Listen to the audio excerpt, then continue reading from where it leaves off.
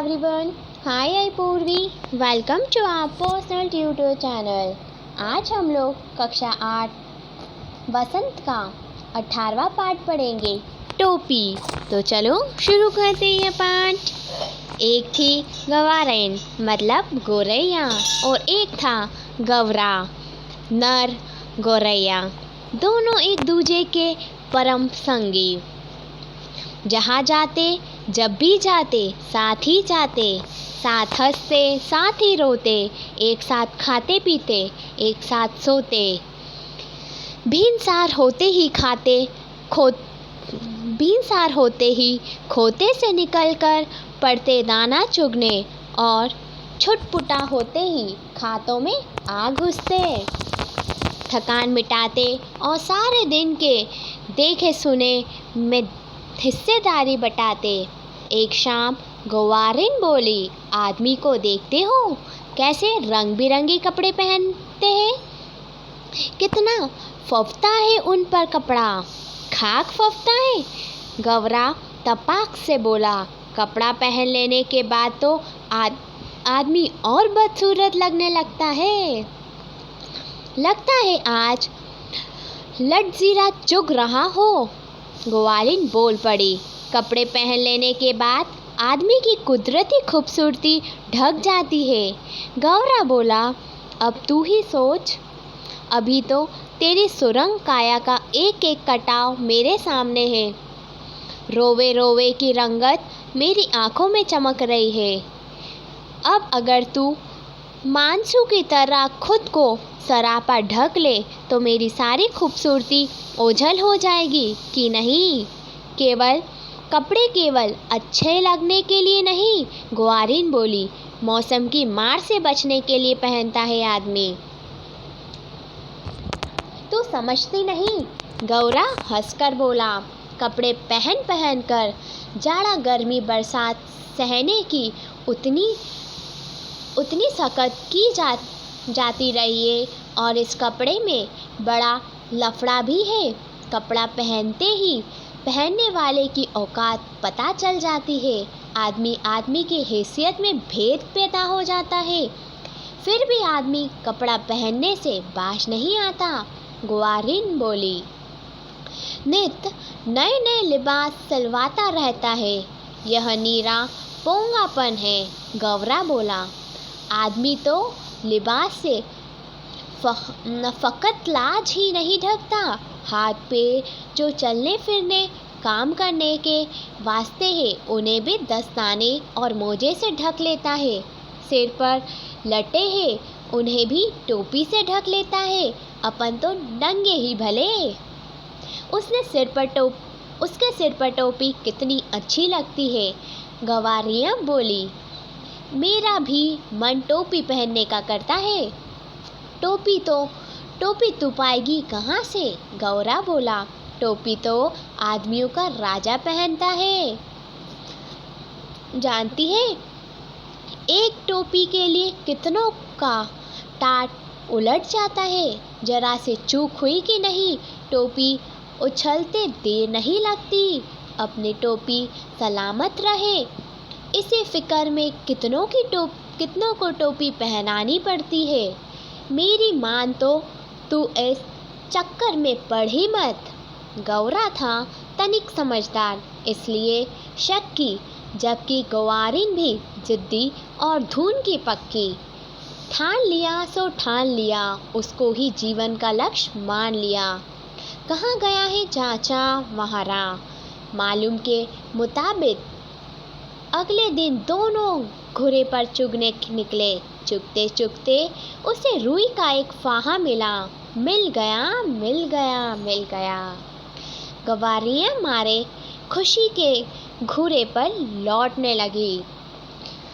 अरे क्या मिल गया रे? गौरे ने जी हाँ कर पूछा। मिल गया, टोपी का जुगाड़ मिल गया। गवारियाँ ने गौरे के सामने रुई का फाहा धर दिया। तेरे जैसा ही एक बावरा और था। गौरा बोला, रास्ता चलते चलते उसे अचानक एक दिन पड़ा हुआ चाबुक मिल गया। चाबुक था बड़ा उम्दा और लचकदार किसी घुड़सवार के हाथ से छूटकर गिर गया होगा। चाबुक हाथ लगते ही वह बावरा चीखने लगा। चाबुक तो मिल गया, बाकी बचा तीन घोड़ा लगाम जीन। अब ये तीनों तो रास्ते में पड़े मिलने से रहे। सब काम धंधा छोड़कर वह बावरा ताउम्र यहाँ रटता रहा।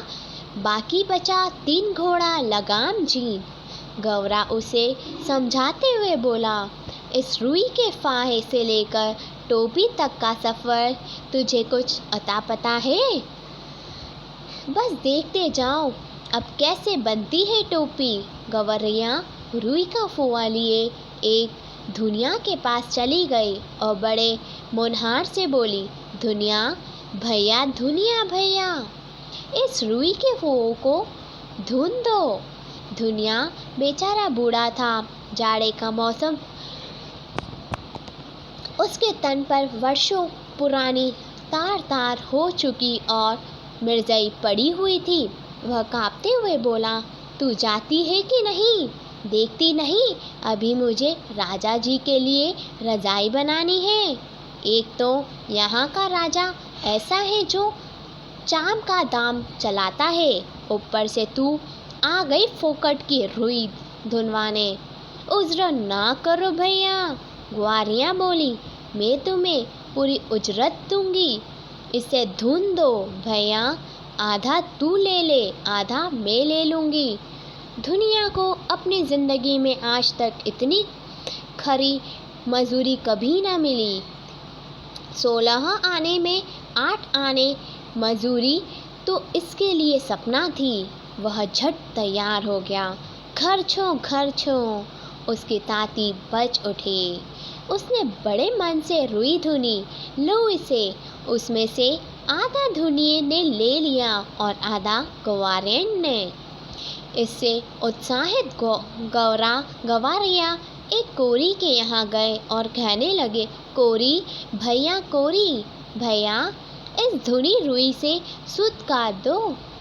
कोरी की कमर झुकी हुई थी।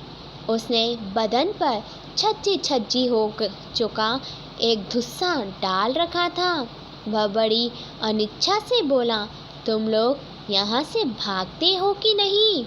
देखते नहीं अभी मुझे राजा जी के अचकन के लिए सूत काटने हैं। मुझे फुर्सत नहीं है मुफ्त में मल्लार गाने की। भैया इस मुल्क में सब काम क्या राजा जी के लिए ही होता है? गवारेन अचरज से बोली, तो किस मुल्क से आई है?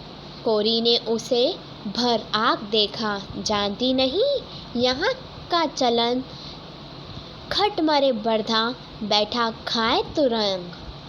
यहाँ सब काम राजा जी के नाम पर और राजा जी के लिए होता है। राजा जी के लगेऊ भगुए भी तो बहुत हैं, इसी में उनका भी काम होता है। मुकरो मत भैया, हम तुम्हें माकुल मुआवजा देंगे। गवारिन बोल पड़ी, इसे काट दो, आधा तुम ले लो, आधा मैं ले लूँगी। कोरी भी तैयार हो गया। इतनी वाजिब मजूरी पर काम ना करना मूर्खता होगी। तन तन करके उसकी तल की चरखी तोता भैया करने लगी। काफ़ी महीने और लच्छेदार सूट काट दिया उसने। कदम कदम पर मिलते कामगारों के सहयोग ने गवारिन को आगे बढ़ने पर उस्का दिया। इसके बाद वे दोनों एक बुनकर के पास गए और इसरार करने लगे, बुनकर भैया इस कते सूत से कपड़ा बुन दो। बुनकर इन्हें अकबक होकर देखने लगा। हटते हो कि नहीं यहाँ से? देखते नहीं अभी मुझे राजा जी के लिए बागा बुनना है। अभी थोड़ी देर बाद ही राजा जी के कारिंदे हाजिर हो जाएंगे। साव करे भाव तो जवाब करे आकार। इतना कहकर बुनकर अपने काम में मशगूल हो गया। इसे बुन दे भैया, ग्वारिन ने साहस सजोकर कहा, हम सेठ मीट का काम नहीं करवाते। इसे भून दे और आधा तू ले ले, आधा हम ले लेंगे। बुनकर ने देखा कि सौदा बुरा नहीं है, वह तैयार हो गया। सूत अपनी ओर खींचकर ताना बाना पसार दिया। उसका करघा चलने लगा, डर की ढुलकने लगी। थोड़ी ही देर में उसने काफ़ी गफश और दबीज कपड़ा बुन दिया। आधा उसने ले लिया और आधा इन्होंने। ग्वारिन ने 3/4 मंजिल मार ली थी। कपड़ा लिए दिए वह एक दर्जी के पास जा पहुंची। दर्जी भैया, इसकी टोपी सिल दो। सिसकती हो कि नहीं यहाँ से? दर्जी रोष से बोला, देखते नहीं, राजा जी की 7वीं रानी से 9 बेटियों के बाद 10वां बेटा पैदा हुआ है। अब उस 10 रतन के लिए मुझे ढेरों झब्बे सिलने हैं। दर्जी ने माथे का पसीना पोंछते हुए ठंडी आह भरी। कुछ देना ना लेना, भर माथे पसीना। हम तो भैया बेगार में कुछ करवाते नहीं, ग्वारिन बोली। इस बुने कपड़े की टोपी सिल दे, बल्कि 2 टोपियाँ सिल दे, एक तू ले ले, एक हम ले लेंगे। मुँह मांगी मजूरी पर कौन मुझे तैयार ना होता। कच-कच उसकी केंची चल उठी और चूहे की तरह सरसर उसकी सुई कपड़े के भीतर बाहर होने लगी। बड़े मनोयोग से उसने 2 टोपियाँ सिल दी।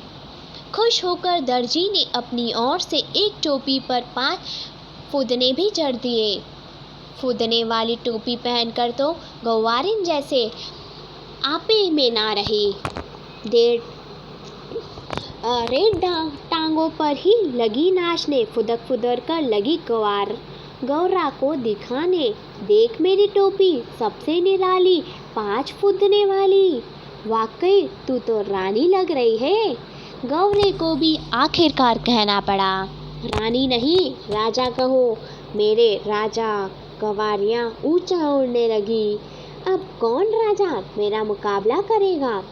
टोपी पहनते ही उसके मन में एक नए हुलस ने जोर मारा कि क्यों ना इस मुल्क के राजा का भी एक बार जायजा लिया जाए, जिसके लिए इतने सारे काम होते हैं। उड़ते उड़ते वे राजा के महल के कंगूरे पर जा बैठी।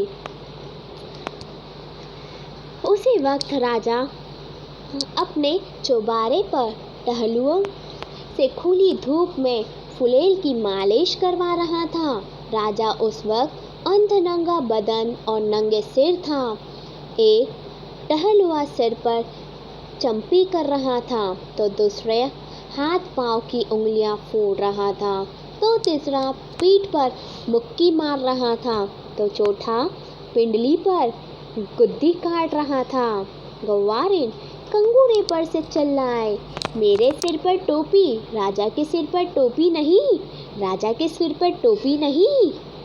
मालिश करवाते राजा की नज़र गवारिया से टकरा गई। गौरिया के सिर पर फूदनेदार टोपी देखकर उसकी अकल चकरा गई। वह तो लगातार रटे जा रही थी, मेरे सिर पर टोपी, राजा के सिर पर टोपी नहीं। अरे कोई मेरी टोपी लाओ जरा जल्दी। राजा दोनों हाथों से अपना सिर ढकते हुए चिल्लाया। टोपी आ गई। राजा ने झट से पहन भी ली। देख रही फदगुद्दी, मेरी टोपी में 5 फुद्दे हैं। गवारे ने अब दूसरा ही राग हल्पना शुरू कर दिया। राजा की टोपी में एक भी नहीं, मेरी टोपी में 5 फुदने, राजा की टोपी में फुदने नहीं। राजा को बेहद हेटी महसूस हुई। इस मुल्क के महाबली राजा के सामने एक चिड़िया की यह मजाल। वह बुरी तरह बिगड़ गया। इस फदगुद्दी की गर्दन मसल दो, पखने नोच दो। सिपाहियों देर ना करो। क्षमा करें महाराज, मंत्री ने हाथ जोड़ दिए। मच्छर मारकर हाथ क्यों गंदा करना, आप चली जाएगी। तब राजा सिपाहियों से बोला, यह ऐसे नहीं मानेगी, इसकी टोपी छीन लो, उससे मैं पैरों से ठोकर मारूंगा। एक सिपाही ने गुलेल मारकर ग्वालिन की टोपी नीचे गिरा दी तो दूसरे सिपाही ने झट से टोपी लपक ली और राजा के सामने पेश कर दी। राजा टोपी के पैरों से मसलने ही जा रहे थे कि उसकी खूबसूरती देखकर दंग रह गए। कारीगर के इस नायाब नमूने को देखकर वह जड़ हो गए। मेरे राज में मेरे सिवा इतनी खूबसूरत टोपी दूसरे के पास कैसी पहुंची? सोचते हुए राजा उसे उलट पुलट कर देखने लगा। इतनी नगीना टोपी इस मुल्क में बनाई किसने? राजा के मन में ख्याल आया। तब तो उस हुनरमंद कारीगर को खोज होने लगी। राजा चाहे और पता ना लगे। गिरते पड़ते दर्जी हाजिर हुआ। दुहाई अन्नदाता, इतनी बढ़िया टोपी तुमने कभी हमारे लिए क्यों नहीं बनाई? मेघों की गड़गड़ाहट की मांद्या राजा की आवाज़ निकली। दुहाई अन्नदाता, हमें दुहाई नहीं, वजह बताओ। कपड़ा बहुत उम्दा था, सड़का एकदम गफश और दबीज। ऐसा उम्दा कपड़ा किसने बुना?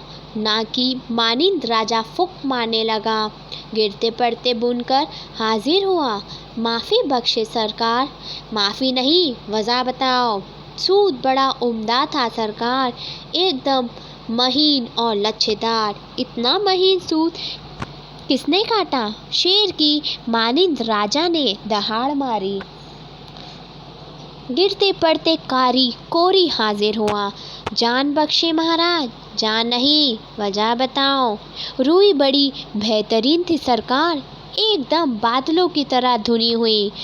इतनी बेहतरीन रूई किसने धुनी? बिजली की तरह राजा की आवाज़ कड़की। हाफते छाती पीटते दुनिया हाजिर हुआ। क्षमा अन्नदाता, क्षमा नहीं, वजह बताओ। राजा गुस्से से काँप रहा था। तुम चारों ने मिलकर इस ग्वालियर का काम किया। हमारे लिए आज तक ऐसा काम क्यों नहीं किया? आपके लिए भी किया है सरकार। दुनिया ने ज़मीन पर लेटकर कहा, आगे भी आपके लिए करेंगे सरकार। हमारे लिए अब तक जो काम हुआ है उसमें इतनी नफासत क्यों नहीं थी? अभय दान दे तो बोलूँ सरकार। दुनिया बोला, चलो दिया। राजा बोले, अब बताओ महाराज, इस गवारिन ने जो भी काम करवाया उसमें आधा हिस्सा दे देती थी। जिसके पास बहुत कुछ है वह कुछ भी नहीं देता। इसके पास कुछ भी नहीं है फिर भी ये आधा दे देती है। इसलिए इसके काम में अपने आप नफासत आती है सरकार। दुनिया दंडवत पर दंडवत किए जा रहा था। देख ले राजा, आँख में अंगुली डालकर देख ले। इसके लिए पूरे मोल चुकाए है, बेकार की नहीं है ये। ग्वारिन फिर चिल्लाने लगी, यह राजा तो कंगाल है, नीरा कंगाल। इसका धन घट गया लगता है, इसे टोपी तक नहीं गुड़ती, तभी तो इसने मेरी टोपी छीन ली। राजा तो वाकई अकबकार गया था। एक तो तमाम कारीगरों ने उसकी मदद की थी, दूसरे इस टोपी के सामने अपनी टोपी की कम सुरती, तीसरे खजाने की खुलती पोल। इस पाखी को कैसे पता चला कि धन घट गया है? तमाम बेगार करवाने बहुत सख्ती से लगान वसूलने के बावजूद राजा का खजाना खाली ही रहता था। इतना ऐशो आराम, इतनी लश्कारी, इतने लवाजिमों का बोझ खजाना संभाले भी तो कैसे? तमाम लोग निकल आए थे यह अनोखा तमाशा देखने। मंत्री ने होले से कहा, यह मुफत तो महाराज को बेपर्दा ही करके दम लेगी। राजा तो खुद घबरा रहा है, झट से बोल पड़ा, इसकी टोपी वापस कर दो। सिपाहियों ने कहना माना, टोपी वापस कंगूरे की और हवा में उछाल ही दी। ग्वालिन ने फिर से टोपी पहन ली और उड़ उड़कर कहने लगी, यह राजा तो डरपोक है, मीरा डरपोक मुझसे डर गया, तभी तो इसने मेरी टोपी लुटा दी। कौन इस मुंहफट के मुंह लगे? क्यों मंत्री जी? कहकर राजा ने अपनी टोपी कसकर पकड़ ली। बच्चों, इस पाठ के कवि का नाम है Sanjay. I hope you enjoy this video. Thank you.